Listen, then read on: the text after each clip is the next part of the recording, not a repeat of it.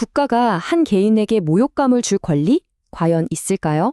오늘 이 시간에는 바로 이 수치심을 이용한 처벌이 정말로 정의로운 것인지 한번 깊이 파고들어 보려고 합니다. 자, 이 문구 굉장히 섬뜩하죠? 사실 생각해보면 아주 먼 옛날에 범죄자에게 찍던 낙인부터 지금의 신상공개 제도까지 우리 사회는 꽤 오랫동안 이 수치심을 처벌의 한 방법으로 사용해온 셈입니다. 그리고 요즘 이런 이른바 수치심 처벌이 다시 고개를 들고 있습니다. 대표적으로 범죄자 신상 공개 같은 것들이죠. 그러다 보니 자연스럽게 이런 질문이 다시 나오는 겁니다. 과연 이렇게 공개적으로 망신을 주는 게 정의를 실현하는 올바른 방법일까? 하고 말이죠. 그런데 철학자 마사 너스바움은 바로 이 지점에서 아주 강력한 경고를 합니다. 이런 식의 처벌은 자유주의 사회의 근간을 흔드는 아주 위험한 방식이라는 거죠. 자, 지금부터 너스바움의 주장을 따라가면서 왜 그런지 한번 자세히 들여다보겠습니다. 네, 너스바움의 주장을 제대로 이해하려면요. 먼저 그녀가 제시하는 두 가지 처벌 사이에 아주 결정적인 차이점부터 짚고 넘어가야 합니다. 자, 보세요. 죄책감과 수치심. 이게 비슷해 보이지만 사실은 완전히 다릅니다. 죄책감은 당신이 나쁜 행위를 저질렀다고 바로 그 행동에 초점을 맞춥니다. 그런데 수치심은 여기서 한 발 더 나아가죠. 당신은 그냥 나쁜 사람이다 라고 그 사람의 존재 자체를 겨냥합니다. 초점이 행위에서 인격 전체로 옮겨가는 거예요. 결국 수치심이라는 건요, 그냥 잘못을 바로잡는 수준이 아닙니다. 아예 그 사람에게 너는 본질적으로 결함이 있는 존재야 라는 그런 모욕적인 정체성을 딱 붙여버리는 거죠. 말 그대로 인간 이하의 존재로 낙인을 찍어버리는 행위인 겁니다. 그래서 너스바움은 이렇게 말합니다. 국가가 나서서 이런 모욕을 주는 건 평등과 존엄이라는 우리 사회의 가장 기본적인 가치를 스스로 무너뜨리는 행위라고요. 왜냐하면 국가는 어떤 시민이든 동등한 존엄성을 가진 존재로 대해야 할 의무가 있는데 이걸 정면으로 위반하는 거니까요. 자, 그런데요. 이렇게 수치심을 주는 게 위험하다는 건 알겠는데, 그럼 도대체 왜 우리 인간에게는 다른 사람에게 망신을 주려는 그런 충동이 있는 걸까요? 이제 그 심리적인 배경을 한번 파헤쳐 보겠습니다. 너스바움은 그 원인을 우리 내면 깊숙한 곳에 있는 원초적 수치심에서 찾습니다. 이게 뭐냐면 나 자신이 불완전하고 약한 존재라는 사실을 마주하기 싫어하는 아주 고통스러운 감정이에요. 그리고 바로 이 감정을 피하려는 욕망이 나르시시즘, 즉 자기애와 연결된다는 거죠. 이 과정이 참 흥미로운데요. 한번 보세요. 먼저 내 안의 결점 때문에 불안해집니다.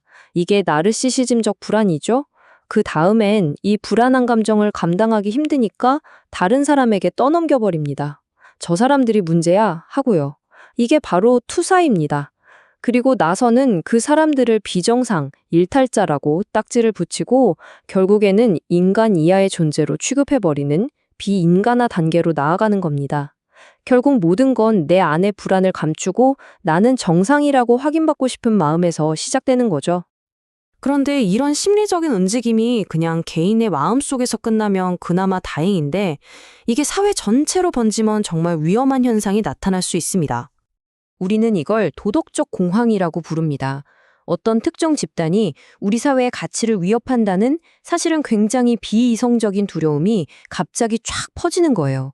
그리고 이 집단적인 공포가 결국에는 이성적인 판단을 마비시키고 특정 집단을 희생양으로 삼는 부당한 법까지 만들어내는 상황으로 이어지는 거죠. 아주 대표적인 사례가 바로 1985년에 있었던 클레번 사건인데요. 당시 한 도시에서 지적 장애인들을 위한 그룹홈을 지으려고 했는데 시에서 이걸 허가해주지 않은 거예요. 이유가 뭐였냐면 바로 주민들의 비이성적인 편견과 두려움 때문이었습니다. 이게 바로 도덕적 공황이 실제 법의 형태로 나타난 거죠. 하지만 이때 연방대법원이 아주 중요한 판결을 내립니다. 단지 사람들의 비이성적인 편견과 혐오에만 근거해서 만든 법은 헌법에 어긋난다고 못을 박은 거죠. 다시 말해서 특정 집단의 낙인을 찍고 싶다는 대중의 감정은 절대로 법의 정당한 근거가 될 수 없다는 걸 명확히 한 겁니다. 자, 그럼 지금까지 문제점들을 살펴봤는데요. 수치심 처벌이 이렇게 위험하다면 너스바움이 생각하는 해결책은 뭘까요? 자유주의 사회가 나아가야 할 대안은 과연 무엇일까요?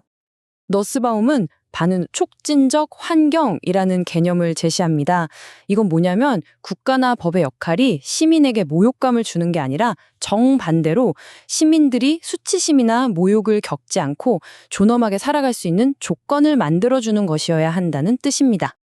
그러니까 이건 그냥 권리 침해하지 않을게 하는 소극적인 태도를 넘어서는 거예요. 예를 들어 사회적으로 엄청난 수치심을 유발하는 빈곤 같은 근본적인 문제를 해결하고 모든 시민이 인간다운 자존감을 지키며 살아갈 수 있는 사회적 기반을 국가가 적극적으로 만들어줘야 한다는 거죠. 사실 이런 생각은 존 스튜어트 밀이 말했던 위의 원칙과도 통하는 부분이 있습니다.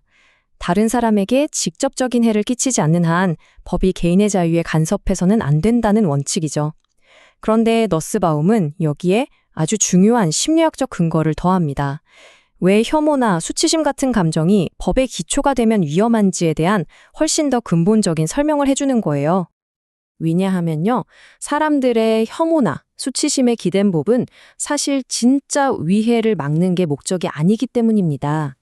그보다는 특정 집단을 저들은 우리보다 열등해 라고 낙인 찍고 사회 안에 보이지 않는 계급을 만들려는 아주 위험한 시도라는 거죠. 결국 너스바움이 꿈꾸는 사회는 바로 인간성을 숨기지 않는 자유주의입니다. 이게 무슨 말이냐면 우리 인간은 누구나 약하고 불완전하고 실수할 수 있는 존재라는 사실을 회피하지 않고 있는 그대로 인정하는 사회를 말하는 겁니다. 그래서 정말 품위 있는 사회는 시민들에게 완벽하라고 요구하지 않습니다.